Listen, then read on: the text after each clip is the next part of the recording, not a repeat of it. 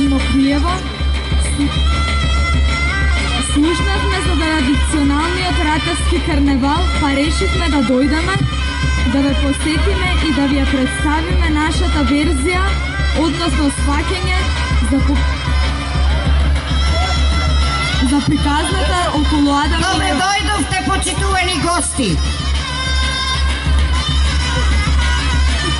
Добре дојдовте, почитувани гости, драги долгогодишни пријатели.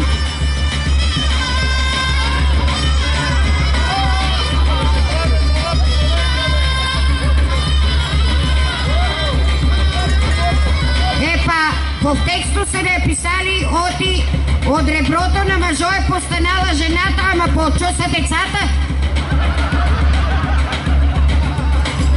Ами ние разбрахме ева апнала од јабаката и настанала смртта, ама вие това што го правите, нема смрт за вас.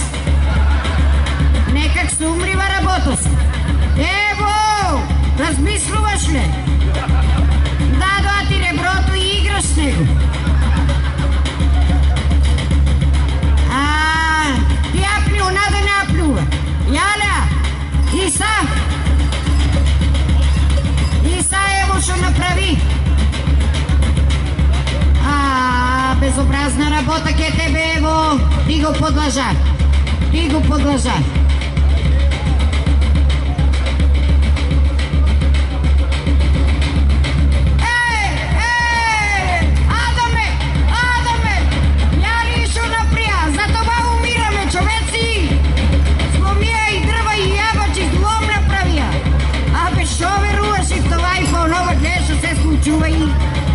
Нема шо, това е страшна работа.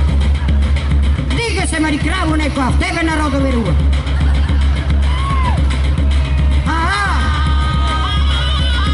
Додека строшиш одарието, не пискаш, значи пискаш. Да ги поздравиме нашите